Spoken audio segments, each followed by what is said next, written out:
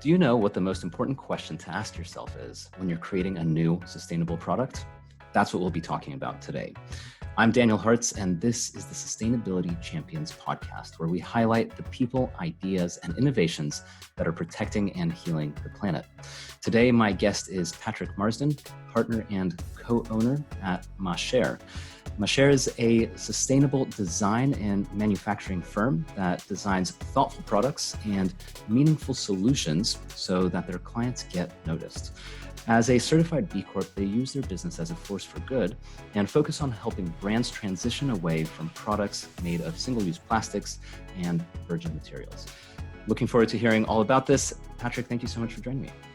Well, Daniel, what an amazing introduction. You've evidently done your research. Thanks so much for having me. I'm tremendously excited to be here and to have a chat with you.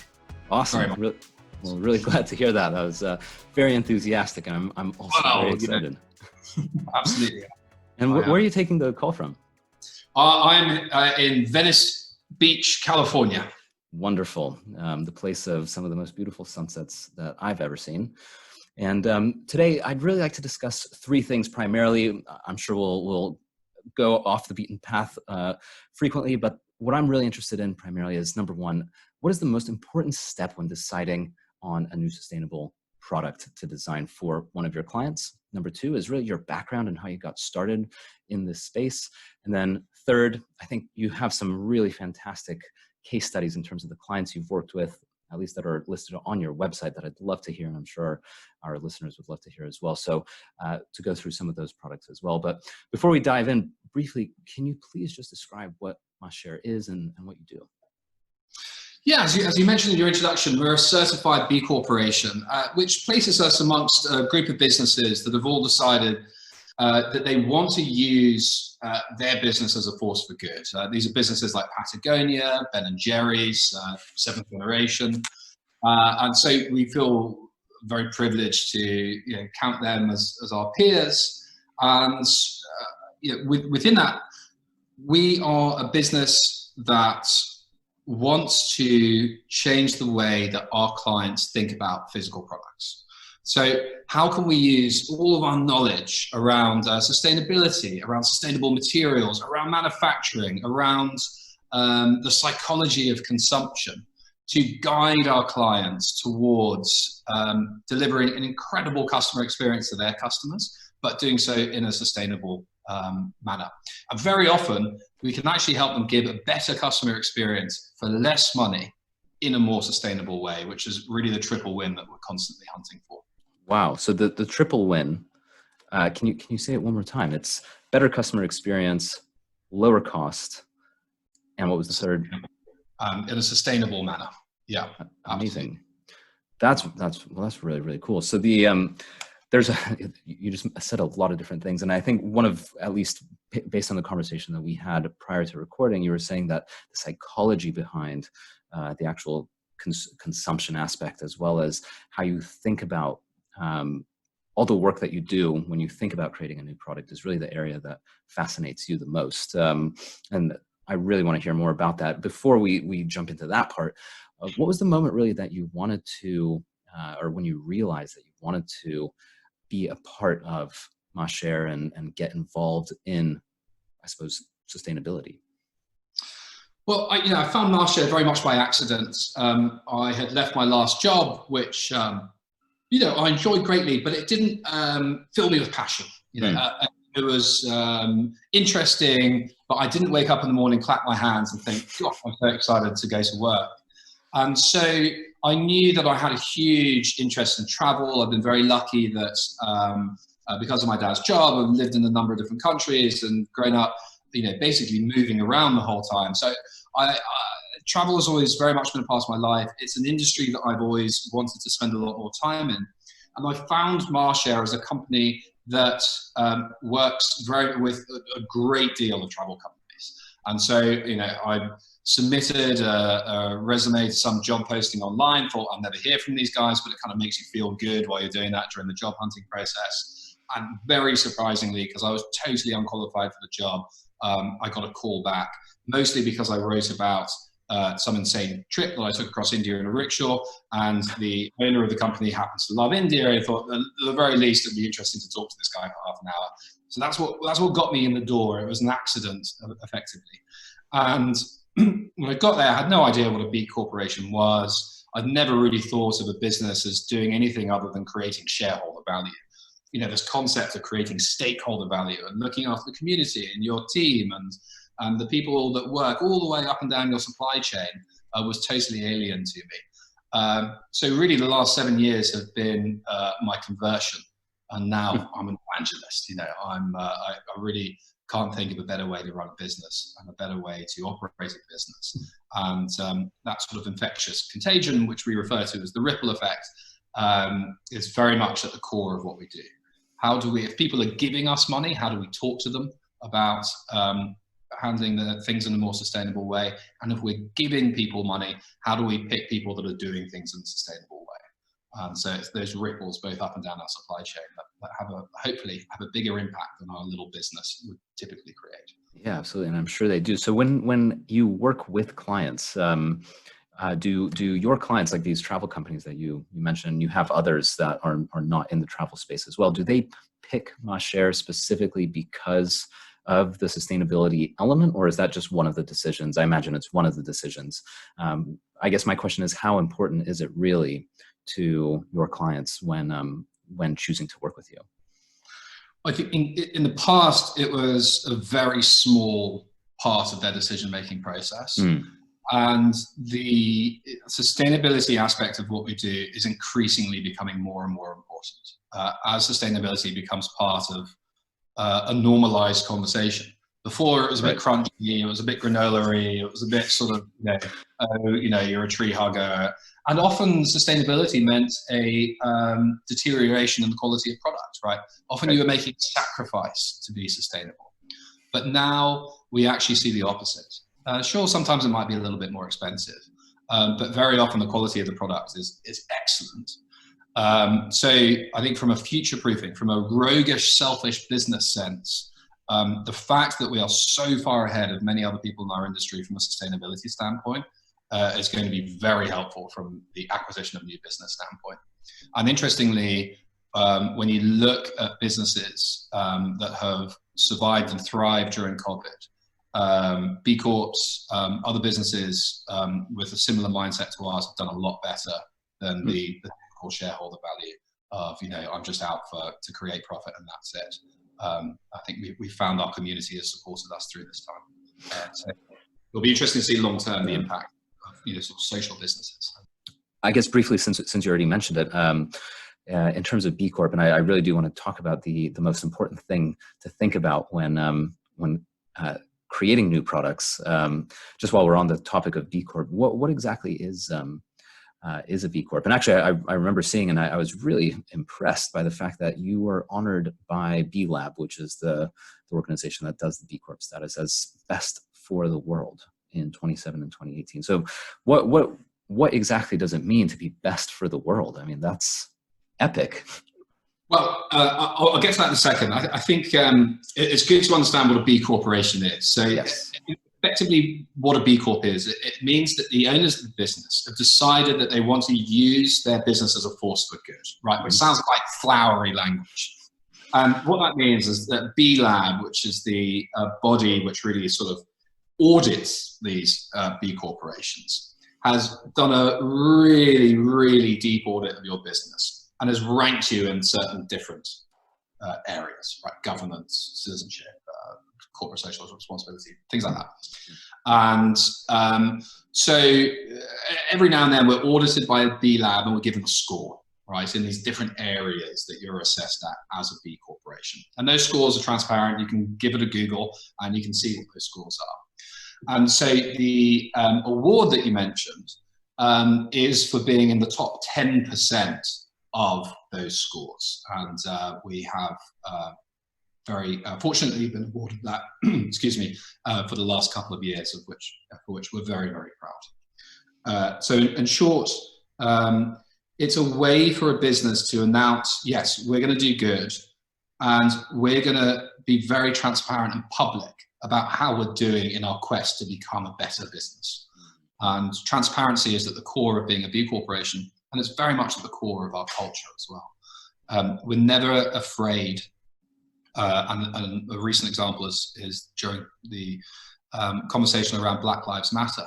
We're never afraid to say, hey, we're doing something badly and we need to improve. And we're never afraid to say that, have that conversation publicly. It's like, look, this is where we are now. We don't think it's very good. This is our plan to be better. And we're going to report on our progress publicly, whether that's on getting rid of certain materials in our manufacturing process, like PVC, not manufacturing single-use products for our clients, having a more diversified workforce. It doesn't matter what it is. That ethos of transparency percolates through our business, through our team. We're never afraid to stand up and say, hey, I did something really badly. I need some help. I need some advice on how to do it better.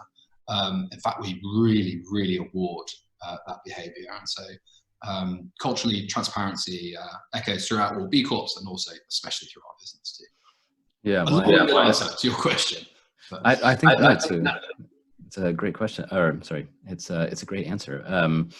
So yeah, I mean, I think you said it's a really deep audit, which sounds intense. So what kind of stuff, I mean, are they actually doing and going through when they're seeing if you qualify?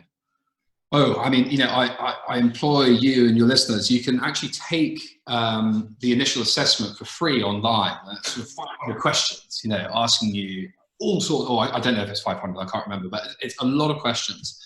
And it's a great way to actually start thinking about your business and thinking about how your business operates, because it really makes you think about the different aspects of your supply chain, or how you're treating staff and the sort of benefits you're giving and how you're hiring. And so it goes deep. It goes deep into every level of your business, whether it's in our case as a manufacturer, it's where manufacturing, how are the staff who work in the factories looked after, what's your shipping supply chain, what sort of benefits are you giving to your team, how are you using your profits, are you giving back to your community? I mean, it goes through every strata of the business. And so it's great because it's a very, very positive thinking exercise about how you're running a business and how you can run it more effectively. And we're not talking about sacrificing the efficiency of your business. If anything, it's making you operate more efficiently, but also more effective for the different stakeholders that your business impacts. Well, that's very cool. And it's interesting to see, I mean, just spending time on LinkedIn or even on Instagram, just the number of people who are really working hard to get that B Corp status. Clearly, first of all, I think it's a really powerful symbol from a marketing standpoint, which I would argue is more of a side effect. It clearly also just shows how good it is for the company. If they're willing to go through all that work to actually get that status, clearly there is a big payoff. Absolutely. And I'll tell you what, when we're hiring, the quality of people that are coming in that want to work for a B corporation is incredible. So if any of your listeners are thinking, what's in it for me or my business, from a future-proofing standpoint, it is huge. From a future hiring standpoint, especially millennials want to feel like they're working for someone who are doing something for good, or doing something with purpose. You have a business with purpose, and you can't bluff your way through the B Lab assessment. You can't greenwash your way through becoming a B corporation. If someone's got that little B next to their business name, then chances are they're a pretty good place to work, or they're run by pretty good people. Wow. That's the truth. Yeah. So that's cool. So yeah, it weeds out anyone who is looking to just get it without doing the work. I mean, it would be impossible. Yeah, I mean, it's a lot of, I've never actually, managed the audit process myself. My business partner, Derek, handles all of that. And he's a very, very patient, detail-oriented, incredibly clever man. I'm glad that he's the one that's in charge of it. So yeah, I can appreciate that. I'm in the same boat as you. And speaking of transparency, just before we move on, I did notice on your website you have your basically all of your sustainability. You have these long, very thorough, in-depth reports of your. I think they're called sustainability reports. Yeah, progress. Yeah, exactly. Yeah, and you're just outlining in very plain. It's plain language. It's very honest about here was the goal that we had for 2019.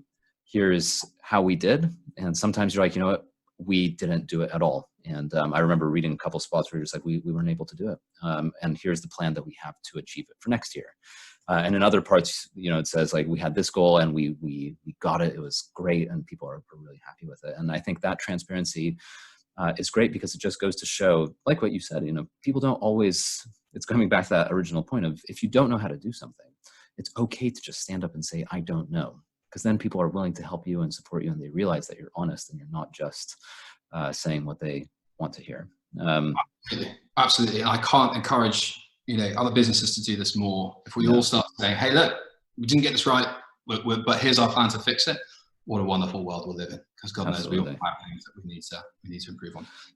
And our progress on sustainability report, we send out to all of our clients, and we aim to keep it simple. The problem with sustainability world is that it's so full of jargon and fluffy language and just impossibly hard to read documents. Like, why can't we just speak in plain English? Like, it's a very simple thing that we're all trying to do. Why do we make it so damn difficult? Exactly. And why do we build this sort of wall around it that makes it feel a little unapproachable? We need to do better as a Yeah, I agree with that, especially considering that it concerns everyone. We're talking about our home, not to sound too cheesy, but I mean, it really is the planet that we live on. It does concern everyone. And so I think it helps to keep the language straightforward, so that everyone who's interested, and I get it, most people don't want to, but anyone who does want to read it, they don't need to be a scientist or have a PhD in order to, actually be able to understand and interpret what is being said.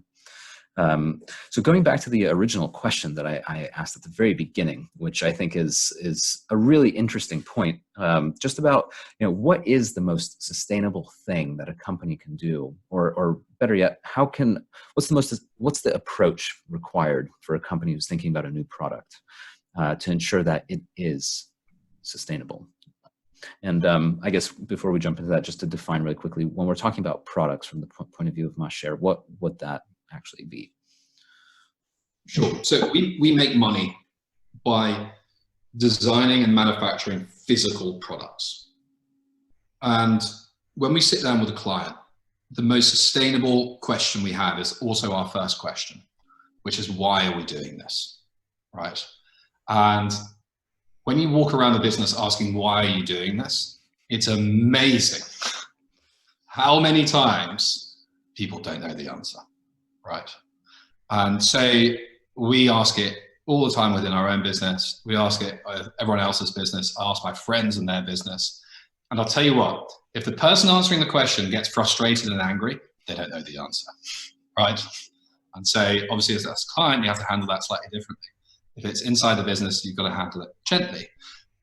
But why is the most powerful question you can ask in business, and you should ask it over and over and over again. And so when you get through the why stage, when you establish the reason why you need something, then you start to build the strategy, right? And everything we do at Machere is steeped in research. So let me take the travel world and say the world that we work in, just from a big picture: travel, beauty, a bit of alcohol, higher education, health and wellness. Those are the big ones. And so I'll focus on travel because that's really my passion.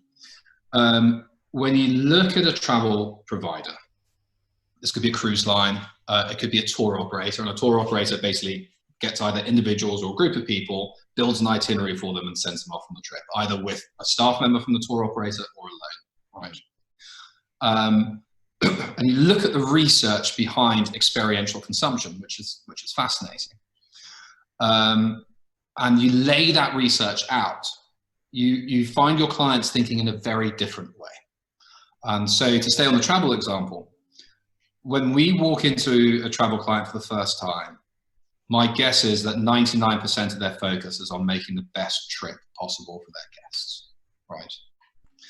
And we sit down with them and we use research written by a couple of amazing social psychologists out of Cornell called Gilovich and Kumar. And they have studied why is it that experiential consumption makes us so much happier than material consumption? And this paired with a different Dutch study on stress levels pre, on, and post travel show that 50% of our happiness from travel or from any experiential consumption occurs before the event. It's anticipation, right? We've got this thing booked, we're really looking forward to it, we can't wait. The experience itself is only 15% of our happiness. And post-trip is 35% of our happiness. Nostalgia, the social capital we've built, being able to tell our friends at a dinner party about Petra, the memories we have of these trips that we've taken are cumulative. They mount up and they build part of who we are as human beings. So actually 85% of a consumer's happiness from experiential consumption occurs outside of the event itself. Yet 85% of experiential providers' energy is not spent on those periods. So that's the first thing, that's the first conversation. It's like, well, wait a minute, let's lay out the pre, on, and post-trip periods. Where is all your time and energy going right now? And now let's talk about why you're doing whatever it is that we're talking about, right? What's the product we're building? Really, we should be sending your guests things in the pre-trip period to whip up that sense of excitement, anticipation, and get them talking to their friends and family and getting them really jazzed up about this trip to come. Or after the trip, should we be sending things to help them rebook? Generally, Americans book travel in January for the year ahead. So should we be sending them something in New Year's Eve to get them thinking about their travel resolutions for the year? And so when you apply research to business strategy, the results are phenomenal, right? You have to test it. And you have to make sure that your theories and your hypotheses are correct. But then when you do, and you pour a little bit more gasoline onto that fire, the results are amazing. And the last little bit of research I'll talk about, Daniel Kahneman, who won the Nobel Memorial Prize for economics in, I think, 2003. He wrote a book called Thinking Fast, Thinking Slow. But he also wrote an incredible study called Peak End Theory, in which he dunked a lot of people in ice baths and did all sorts of things to them. But the end result was that he found that the end of an experience has a significant impact on your memory of the entire event. And so an example I always give is there's a big travel conference every year in Berlin that pre-COVID I would go to. And I stayed at a mediocre hotel years ago, but as I left, the very last touch that they gave me was giving me what they said, and it could just be a random piece of concrete, was a little piece of the Berlin Wall, right? And because of that was the last touch, I really remember that place very fondly, even though the experience was generally quite dull. Then I read the Peak End Theory white paper, which is a brutal read. Well, why aren't our travel companies doing this consistently, right? Why aren't all travel companies giving you that final little touch at the very end of their product to help you remember the event more effectively? And so we tested that with a river cruise line, who were flying North Americans primarily in economy from North America to Europe, sending them on a river cruise and flying back. And the river cruise line included included the air ticket as part of the price of the river cruise. So the river cruise line was being held accountable for the service provided by Delta or Air France or anything. Now the flight into Europe was fine because people were excited and they're looking forward to getting on the ship and having a lovely time. Flight home, less so. You're in economy, trip's over, you're heading back to the 400 emails in your inbox and the pile of mail, and you've got to clean the house, all that sort of stuff. And so their NPS scores are a very big thing in travel. So their NPS scores were getting dinged because of that end of trip, and that because of that last flight. In their post-trip surveys, they were really upset about the flight. So we took a test group of 5,000 of their passengers, and the control was everyone else. And we gave them a little kit that we made that had because these guys are flying economy, basically what would be in a business class kit. So eye shades, a little pen, crossword puzzle, earplugs. But importantly, there was some copy attached to the kit. And it said, we know that air travel home can be uncomfortable, Here's a little something to make your trip back more enjoyable, right? And in that test group, complaints dropped 36%. Wow. So theory works, right? And then great. Okay, so now we deploy that across everyone, right? Because that's a product that is solving a problem. And if you're using product in that way, then that's really exciting because that improves the customer experience. We can make all the stuff in the kit out of recycled single-use plastic bottles. We can offset the environmental impact of manufacturing these items, and we can improve the customer experience, right? And the kit costs $5 or something. $5 to get 40% of your passengers looking back more fondly on the experience you provided is a huge return on a very small investment on a per passenger basis. So that's a good sort of real world example of how research has been translated into a physical product and the impact that physical product has on the revenue of the business long term, which I don't know those figures yet, but it's likely pretty positive. Well, that's really cool. I mean, those are really impressive figures and really great case studies. So we started on that topic because of ultimately the question of why are we doing this? Because as you say, it's one of the most, if not the most important question that a company can ask to improve their sustainability. So just going back to that point, asking the question of why, could you just, I suppose, go into a little more detail on how asking that question is ensuring that companies are in fact being sustainable, and how I suppose you can assist as a product designer, or really what Machere's strengths are, how you can assist companies to be more sustainable through that process of really questioning. Yeah, absolutely. So I'd say the very simple way that we do that is, again, with a whiteboard. And we say, okay, look, our world is focused primarily on using product to solve problems, right? So let's write down all the products that you're making right now with your name on it, right? And let's go through them and ask why you're making each one. And very often it's a load of, you hear the word swag or tchotchkes or stuff like that. Hate stuff. Like there's no evidence that it works. There's no research that shows it increases any return or has any sense of an ROI. And so, likely some bigger companies are making 100,000 pens and keychains and this sort of nonsense, just all this plastic being pumped out. And so again, we ask why. And it's like, well, we've always done it. And as soon as you hear that, you're like, well, let's not do it, right? What happens if we don't do it? What happens to your revenue? Probably nothing. Correct. Let's stop making that, right? And let's take the budget from all these pointless things that you're making, and now let's look at your business, right? What problems exist in your business that can be solved with product, if any, right? And so if there are, we take that budget from useless tact and we turn it into something that solves a problem, right? So problem is passengers hate the flight home. Great, we've got a solution. We've got a solution based in evidence. We're going to test it on a small test group. If it works, then we'll expand it to the rest. So it's being methodical, strategic, curious, and it's challenging, right? To go into a new client and to challenge the way that they're doing business. It's tough. It's tough, but I'll tell you what, you lay out the research first, and then you overlay what they're doing right now. Way different mindset. You go in and be like, what you're doing right now is terrible. You should be doing this. Probably not gonna go very well. But the beauty of academic research, it's all out there. You just got to sit down and read it, right? You got to find the relevant stuff. You got to read it. You got to apply it. You got to test it. But it's not behind paywalls. I mean, I'll tell you what. You email these guys, these professors. They are so excited to talk to you. They're so excited to hear that you're using their research in real world examples. And again, it's much like the sustainability language. Sometimes there's a little academic wall of complicated language and complicated theories. Read the abstract, cut through it. There's a paragraph at the top that tells you what the whole thing's about. And if it sounds relevant, then you chew your way through it. If it doesn't, then move on to the next one. And so that's the conversation. What are you doing right now? Why are you doing it? We've always done it.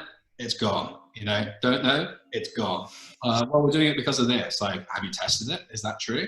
Don't know. It's gone, right? And so it's consistent, it's calm, it's evidence-based, it's research-based, And if you have measurable results on the product you're creating, then they look like heroes. You know, they go after their bosses and they say, you know what, we tested this thing, we've got a 36% drop in complaints. It's like, they're the hero. And so we're just quietly behind the scenes, kind of directing those conversations. Yeah, I mean, that makes a lot of sense. And I think you're absolutely right. You know, if you're, it just goes back to the point again of, you know, I guess sometimes less is more. And if you're able to prove, as you said at the beginning of our call so far, is, you know, if you're with the way that you approach using this mindset, it ends up being a triple win. So it's that, of course, it's cheaper for the product because they're using, or sorry, cheaper for the company because they're spending less on worthless junk, basically, which and instead they're focusing on something that provides a better client experience, and ultimately it ends up being more sustainable. I mean, you're absolutely right. It's just cutting back on things that don't make sense.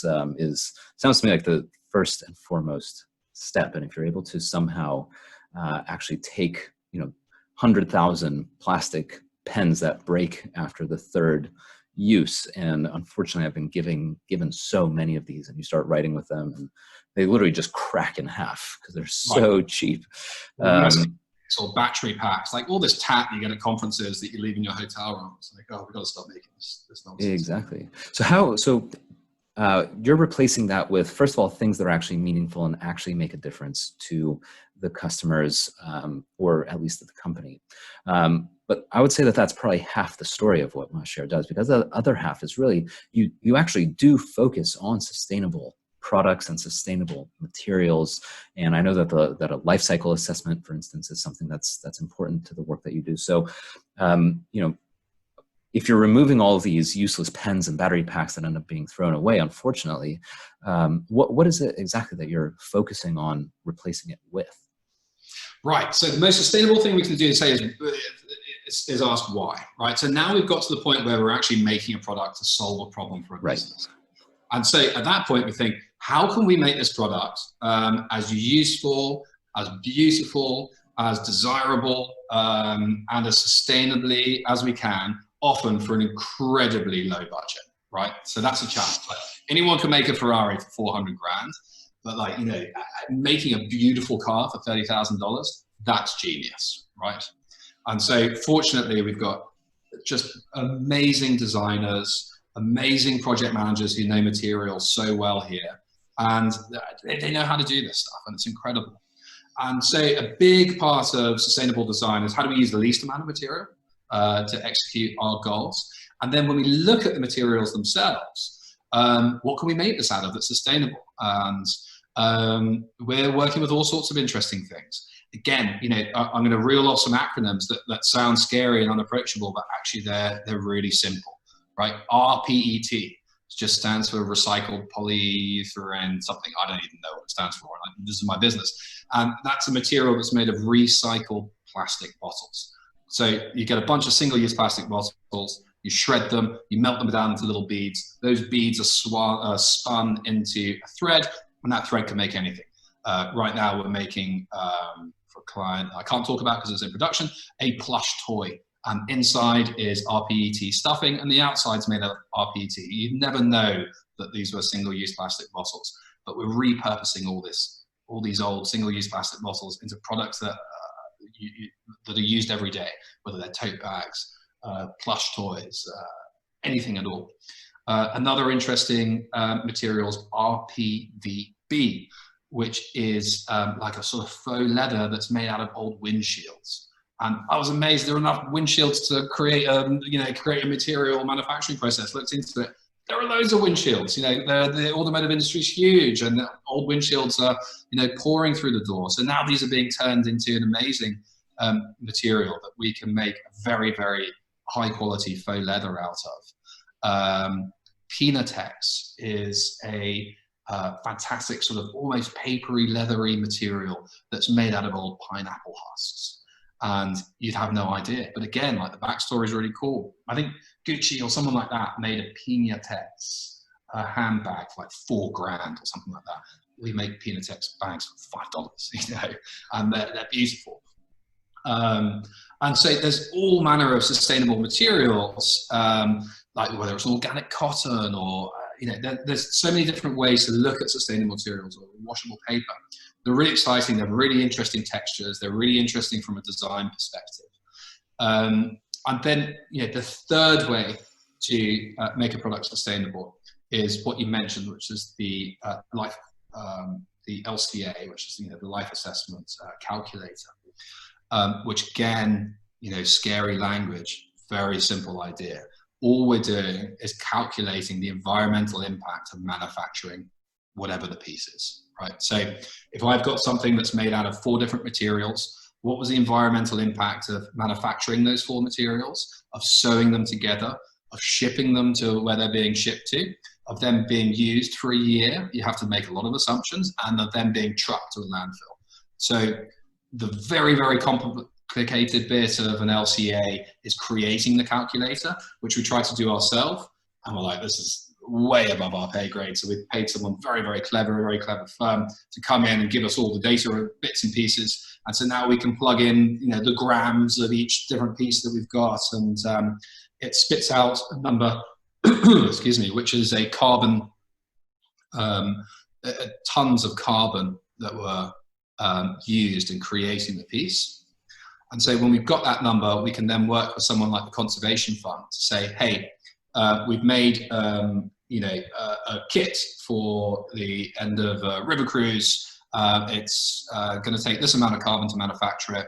We want to offset this carbon with you as an organization. And I say, sure, give us this amount of money. And I say, there you go. And now we can print on the kit saying the entire environmental impact of manufacturing this kit has been offset in partnership with the Conservation Fund or whoever it is that we've partnered with. So very transparent, very clear. If anyone ever asks for that record of transaction or the calculations, we're very happy to share those as well. So it's don't make it. If you make it, use sustainable materials. And then even if you're using sustainable materials, calculate the offset and offset it with the Conservation Fund if you want to. And as an idea, an offset typically is anywhere from 1 to 2% of whatever the purchase price is the cost of the offset. So we're not talking about a lot. And the perception in the eyes of the consumer, particularly for different brands, of seeing something that has been offset definitely changes the way they feel about the brand in a big way. That's probably worth 1 or 2% of whatever the purchase price is. Probably. Yeah, probably. I mean, that's certainly true. If you have 2 products that are otherwise identical, and one says offset, carbon offset, and the other one doesn't, it's such a no-brainer, in my opinion, just to go for the carbon offset, because why wouldn't you do that?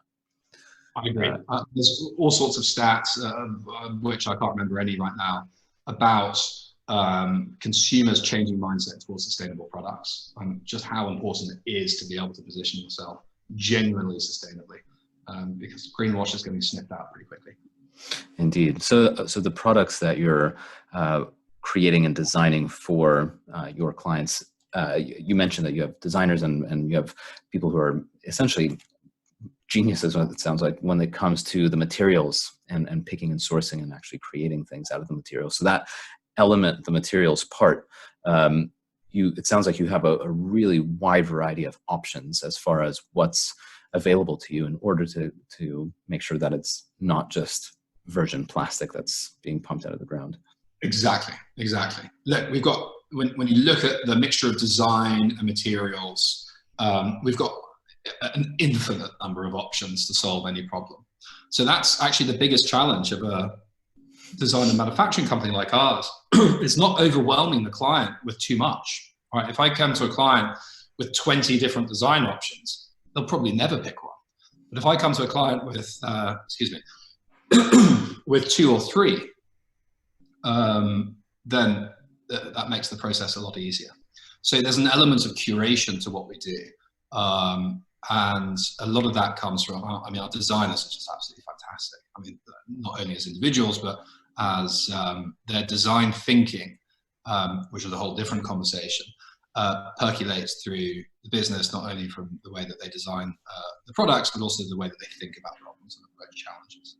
And yeah, it's a very exciting part of the business is the design side.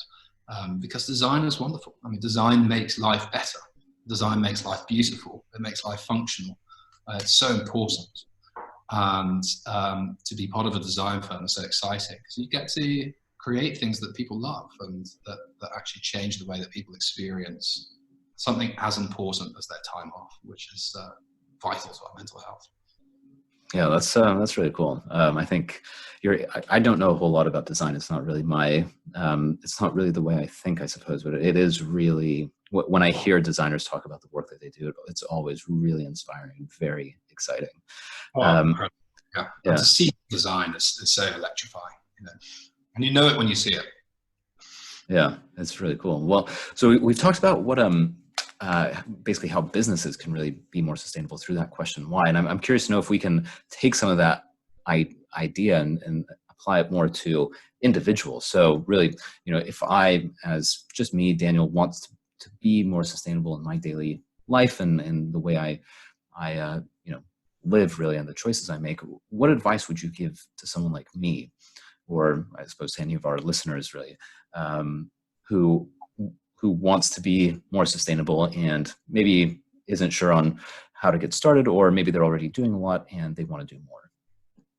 Sure. So I think a big part of my mindset is waste is opportunity, right? So if you sit down and look at your personal finances, which I think a lot of us are doing in the COVID era, right? Because our expenses have likely plummeted, but maybe our income's gone down, or maybe our income's gone away in some cases. So this is a great time to look at your budget and look at a pretty detailed level at the things that you're spending money on. And again, go back to the why, right? Paper towels. Spending a lot of money on paper towels, or whatever it is. The alternative, and I don't know why this example has come to mind, is having a bunch of rags that you wash and reuse over and over again. I tell you, it's way more effective, way more efficient. You've got a bucket and the dirty ones go in the bucket and you wash them once a week. It's small things like that, like cooking your lunches and bringing them in reusable Tupperware versus buying a bunch of single-use plastic, from shops over and over again. It's small things that really mount up, and it all comes from taking a moment to pause, just like we would with a client, step back, say, hey, what does the research say about the best way to live your life, right? What does the research say about the way that you're operating right now?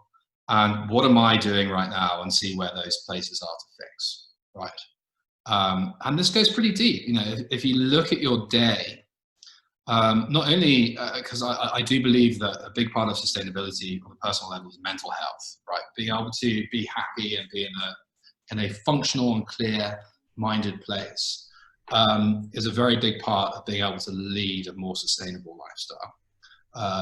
And so, looking at the amount of time you spend on your phone and the amount of time that you're maybe not exercising and you should be, and looking at the very clearly laid out research about perhaps what would make you feel a little better, what would make you be a little healthier, and actually doing it is probably a good first step. Because when you've got a foundation of health and happiness, then you can really start to address the issues like sustainability. Like, okay, great. Look, I've gone for my run.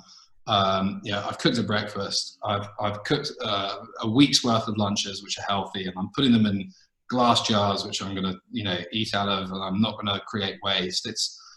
I think personal sustainability is part of is a symptom of addressing some of the underlying bigger issues of am I happy? Am I healthy? Am I looking after myself? Am I looking after my health? And then it all trickles down from there. So slightly long-winded answer, and maybe one that won't make immediate sense. Did that make sense? Now I'm questioning myself. Yeah, no, I think it does. I think you're absolutely right. I think it kind of reminds me of Maslow's hierarchy of needs. I mean, you really have to start with the most kind of, if it's a triangle, you have to start with the bottom part first, which is your most important needs, and only then, once those are taken care of, you can really start thinking about sustainability. And it sounds like what you're saying really is the idea of taking care of yourself so that you can take care of others and the planet and the environment, et cetera. It's really, really crucial, because if you're unable to first take care of yourself, it becomes very challenging to take care of anything else, really. Yeah, I think, leading a sustainable lifestyle is a symptom of doing a few other things right. Yeah. It's a fun journey to go on, to kind of take a step back, look at how you're doing things now, think, is there a better way to be doing it? Do those, and you can build sustainability into that sort of journey of progress. So, final question that in my opinion, is a fun one, and just I like to ask anyway, is who would you say that you admire in the field of sustainability? Ooh, I mean, God, so many people. But I'm going to give you a vague answer, not individuals, not vague. I admire the people who have the most to do, who are running businesses that have the most to do on a sustainability standpoint, who stand up and say, hey, we need to be better. And the immediate companies that come to mind are cruise lines, right? They are so unsustainable right now. And for a long time, they kind of shrugged it off. But in the last year or so, they've stood up and they've said, we've got work to do, right? And that's the first step. And that's a big step. So whenever you see a company come out of the shadows and say, hey, we're not perfect, we've got work to do, as long as they've laid out a plan to be better, then they should be rewarded. So I admire people who take risk, and that's big risk. That's big publicly traded shareholder risk, in stepping forward and saying, "Hey, we've got work to do." I think we're gonna see a lot more of that. I think we were doing so well before COVID and seeing progress. We've obviously taken a big step back. Everything's wrapped in single-use plastic. All these gloves, all these masks. Like, it's horrible to see. But I understand it. So I'm hoping as COVID winds down, these sustainability conversations will come back to the forefront and wind up.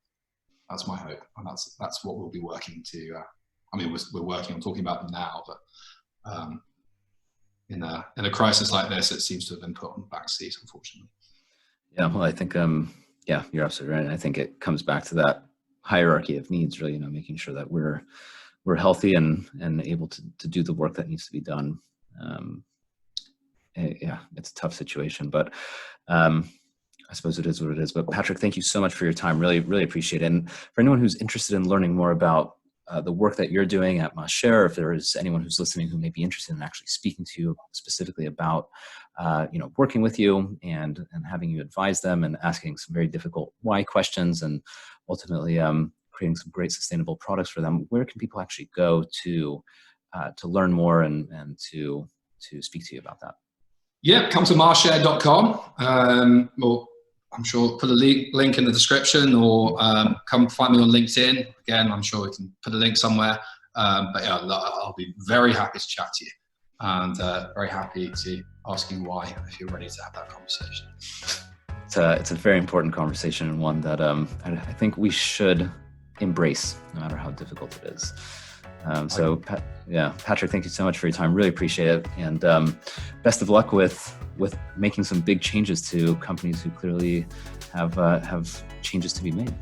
Well, Daniel, thank you so much. I've really thoroughly enjoyed this, and look forward to keeping the conversation alive. Thank you very much for listening to this episode. If you enjoyed it, give us a 5-star rating, and also please subscribe, whether on your podcast app or on YouTube. And that way you can be the first to know about new episodes. Thank you very much, and talk to you soon.